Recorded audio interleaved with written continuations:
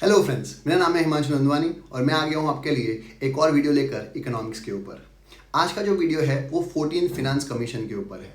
आपको पता ही है 15 फिनांस कमीशन आ चुका है, लेकिन कई यूनिवर्सिटीज 14 फिनांस कमीशन के ऊपर अभी भी एम्फेसिस देती है। तो आज के वीडियो में हम लोग सिर्फ 14 फिनांस कमीशन के रिकमेंडेशन पढ़ेंगे जो एग्जाम पॉइंट ऑफ व्यू से इंपॉर्टेंट है। बहुत डिटेल में इसको पढ़ने की जरूरत नहीं है, इसलिए आज का जो वीडियो होगा बहुत छोटा सा होगा। तो चलिए स्टार्ट करते हैं 14 फिनांस कमीशन की रिकमेंडेशन के साथ। आज हम पढ़ेंगे 14 फिनांस कमीशन के रिकमेंडेशन। ऐसे तो आपको पता ही होगा कि 15 फिनांस कमीशन भी आ चुका है, लेकिन कुछ यूनिवर्सिटीज़ अभी भी 14 फिनांस कमीशन के रिकमेंडेशन पूछती है। तो हम लोग शॉर्ट में 14 फिनांस कमीशन के रिकमेंडेशन पढ़ लेंगे। सबसे पहले अगर आपको स्क्रीन पे दिख रहा होगा तो फर्स्ट रिकमेंडेशन दी गई थी वो है share of state in central divisible pool. देखिए ऐसा होता है कि हर एक स्टेट है ना, सेंट्रल गवर्नमेंट को अपने स्टेट में से जो टैक्सेस इकट्ठा होता है उसमें से सेंट्रल गवर्नमेंट के तरफ कुछ कंट्रीब्यूट करता है। In the same way central government भी फंड्स देता है स्टेट गवर्नमेंट्स को, बट जो टैक्स का कंट्रीब्यूशन या सेंट्रल गवर्नमेंट को जो टैक्स का कंट्रीब्यूशन मिलना चाहिए किससे, हर एक स्टेट गवर्नमेंट से या हर एक स्टेट से, वो टैक्स पोलिंग का जो रेट था वो बढ़ा दिया गया था फ्रॉम 32% टू 42%। वो दिख रहा होगा फ्रॉम 32% टू 42%, जो आज तक का सबसे ज़्यादा वर्टिकल टैक्स डिवोल्यूशन था। पहले 12th फिनांस कमीशन में जो ये रेट था वो 30.5% था, 13 फिनांस कमीशन में 32% पे आ गया, लेकिन 14 फिनांस कमीशन में वो सीधा 10% का जंप करके 32% से सीधा 42% पे आ गया। वही बताया हुआ है। तो पहला पॉइंट ये हो गया कि कैसे vertical tax devolution that is from state to central tax pooling was raised from 32% to 42%, जो आज तक का सबसे हाईएस्ट रेस था।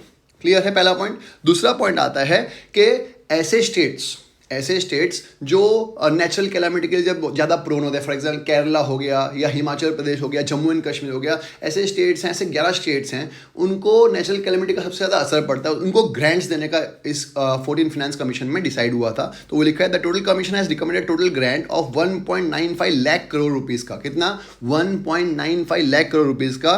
किसके बीच में? 2015 से 2020 के बीच में, जो आपकी फिनांस कमीशन की जो 5 साल होते हैं उसमें इन 11 स्टेट्स मैंने अभी आपको बताया जो ज़्यादा प्रोन होता है नेचुरल कैलेमिटीज़ के लिए, जैसे वेस्ट बंगाल, केरला, जम्मू एंड कश्मीर, हिमाचल प्रदेश एक्सेट्रा। तो इनको 1.95 लाख करोड़ का ग्रांट मिलेगा। इजी, 2 पॉइंट्स आपके क्लियर हो गए।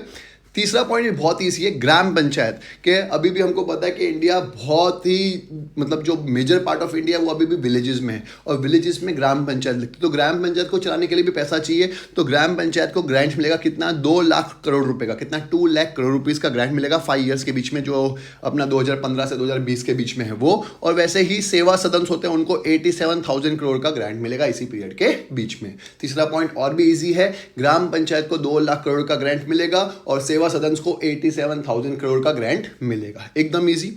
फोर्थ पॉइंट, अब मैंने आपको बताया जैसे स्टेट कंट्रीब्यूट करता है सेंट्रल टैक्स पूलिंग की तरफ, वैसे ही सेंट्रल भी कंट्रीब्यूट करता है किसके लिए? स्टेट की तरफ। मतलब सेंट्रल गवर्नमेंट देखता है कि किस स्टेट की कैसी रिक्वायरमेंट है, उसके हिसाब से वो फंडिंग प्रोवाइड करता है हर एक स्टेट को। तो सेंट्रल टू स्टेट अमाउंट भी 5.3 लाख करोड़ का अप्रूव हुआ था। दैट इज टोटल ट्रांसफर और डिवोल्यूशन ऑफ फाइनेंशियल रिसोर्सेज के सेंट्रल गवर्नमेंट कैसे स्टेट गवर्नमेंट को कितना फंडिंग देगी, तो 5.3 लाख करोड़ का फंडिंग देगी। एक्स्ट्रा फंडिंग, एडिशनल फंडिंग जो देती है उसके अलावा, ये भी एक्स्ट्रा ग्रांट हुआ था 14 फिनांस कमीशन में।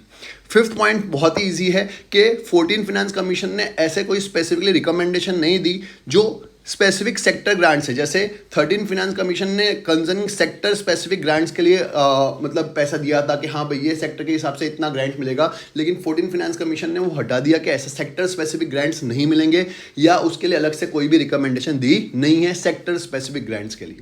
In the same way 6 point में भी यही बोला गया है कि पहले स्टेट्स को कैटेगराइज किया था, स्पेशल कैटेगराइज और जनरल कैटेगरी स्टेट्स। क्या? स्पेशल कैटेगरी स्टेट्स और जनरल कैटेगरी स्टेट्स। किसमें? 13 फिनांस कमीशन में। उससे पहले की सारी फिनांस कमीशन में हम लोग स्टेट्स को कैटेगराइज करते थे कि ये स्पेशल कैटेगरी स्टेट है, ये जनरल कैटेगरी स्टेट है। लेकिन 14 फिनांस कमीशन ने वो सारी जो कैटेगराइजेशन थी उसको एबॉलिश कर दिया कि नहीं, ऐसा कोई कैटेगराइजेशन होगा नहीं, कि सब स्टेट्स को इक्वल क्रिएट किया जाएगा, जिसकी जैसे रिक्वायरमेंट होगी उसके हिसाब से फंडिंग प्रोवाइड की जाएगी। कि स्पेशल कैटेगरी स्टेट्स या जनरल कैटेगरी स्टेट्स नहीं होगी, क्योंकि ऑलरेडी कुछ स्टेट्स को, जैसे हमने थर्ड पॉइंट में पढ़ा या सेकंड पॉइंट में पढ़ा, कि कुछ पैसे, कुछ करोड़ रुपीस तो ऑलरेडी ऐसे स्टेट्स को दे दिए जो नेचुरल कैलेमिटी के प्रोन होते हैं, जैसे जम्मू कश्मीर हो गया, केरला हो गया, हिमाचल प्रदेश हो गया, वो हमने ऑलरेडी पढ़ लिया।